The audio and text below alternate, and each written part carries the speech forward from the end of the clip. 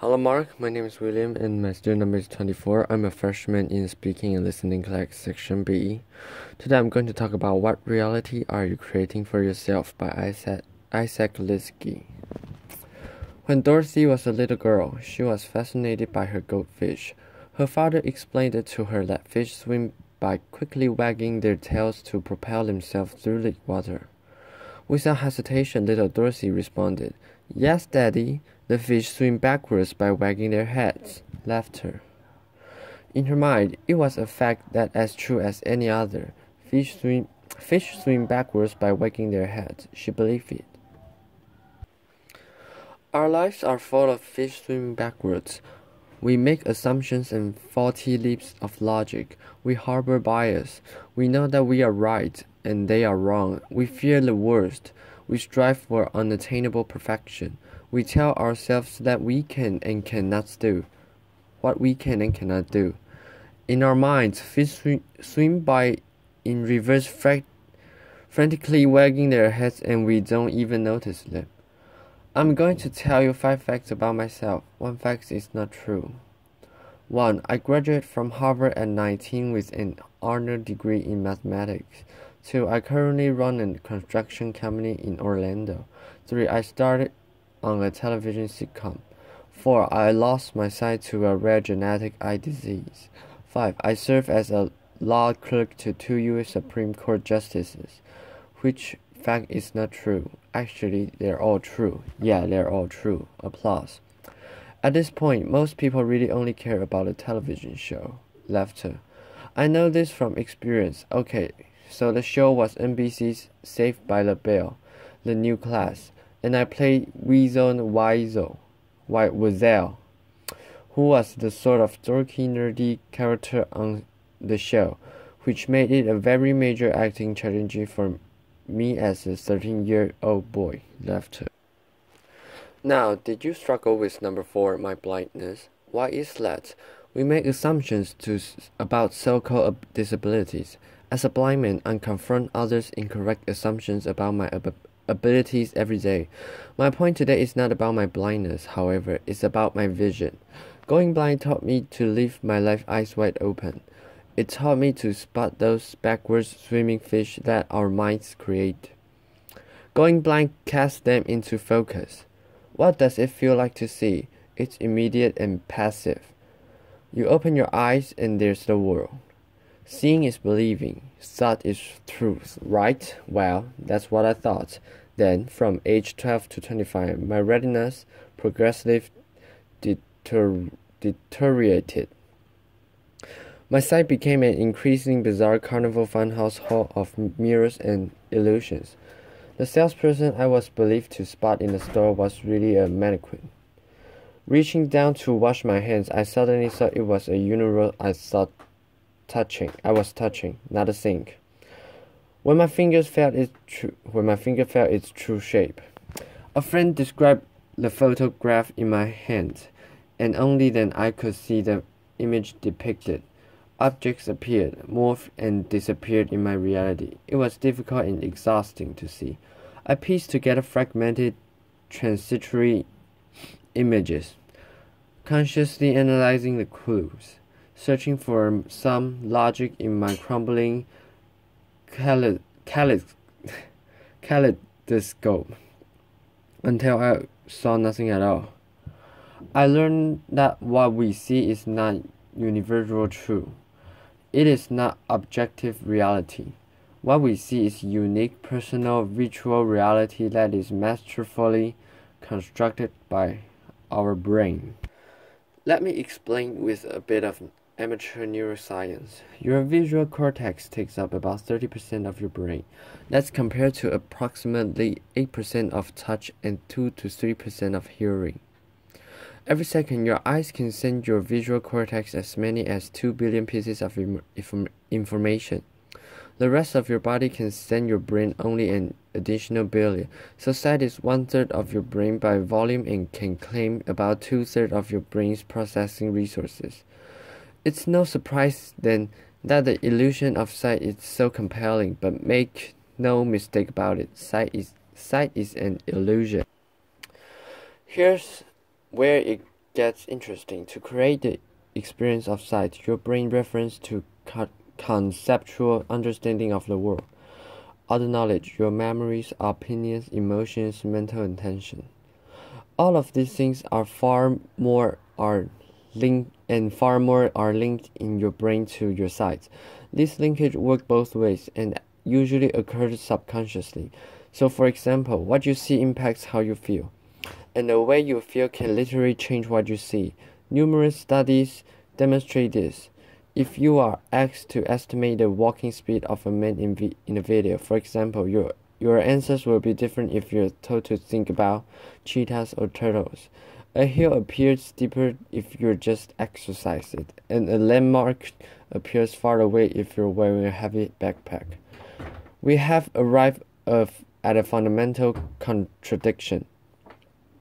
What you see is a complex mental construction of your own making, but you experience it passively as a direct representation of the world around you. You create your own reality and you believe it. I believed mine until it broke apart. The deterioration of my eyes shattered the illusion. You see, sight is just one way we shape our reality. We create our own realities in many other ways. Let's take fear as just one example. Your fears distort your reality. Under the wrapped logic of fear, anything is better than the uncertain. Fear fills the void at all cost, passing off what you dread for what you know, offering up the worst in place of ambiguous, substituting assumption for reasons. Psychologists have a great term of it, awfulizing, laughter. Right? Fear replaces the unknown with the awful. Now, fear is self-realizing. When you face the greatest need to look outside yourself and think critically, fear beats a retreat deep inside your mind, shrinking and distorting your view, drowning your capability for critical thought with a flawed, disruptive emotion. When you face a compelling opportunity to take action, fear lulls you into inaction, enticing you to passively watch these prophecies fulfill themselves. When I was diagnosed with my blinding disease, I knew blindness would ruin my life. Blindness was a death sentence for my independence. It was the end of achievement for me. Blindness meant I would live an unremarkable life, small and sad and likely alone. I knew it. It was a fiction born with my fears. But I believed it. It was a lie.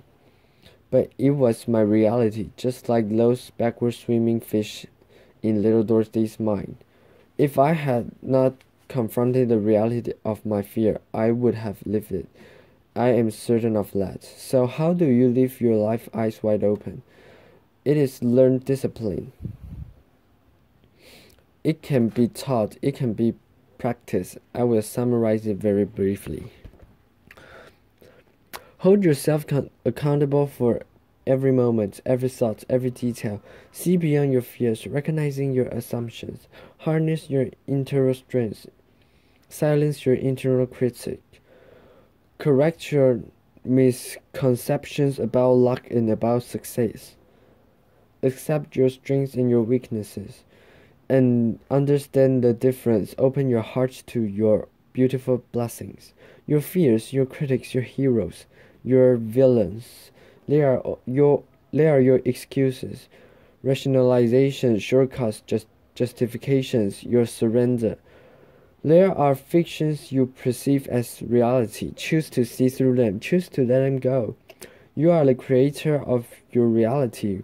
With that empowerment comes complete responsibility. I choose to step out of fear tunnel into terrain uncharted and undefined.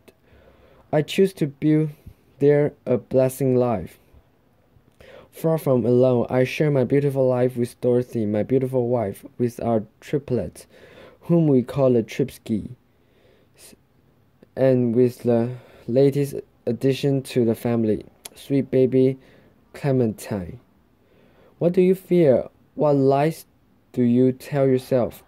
How do you embellish your truths and write your own fictions?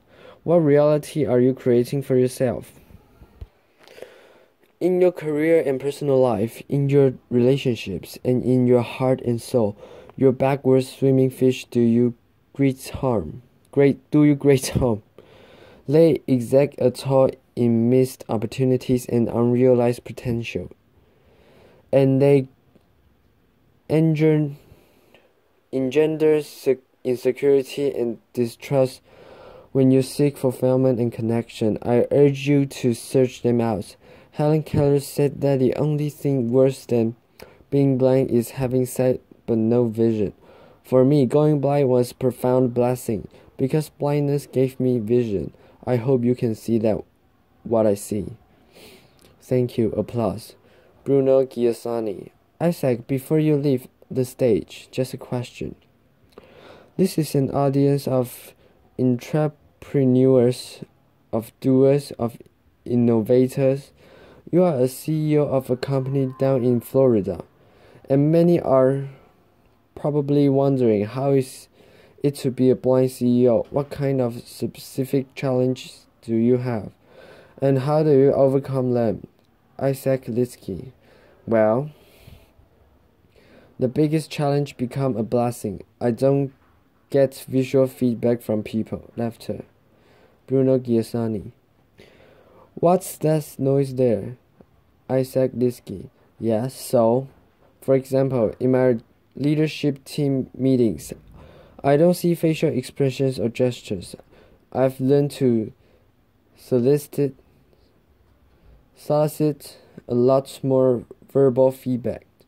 I basically force people to tell me what they think, and in this respect, it becomes, like I said, a real blessing for my personally and for my company, because we communicate at a far deeper level. We avoid ambiguities, and most important, my team knows that what they think truly matters. Bruno Giussani.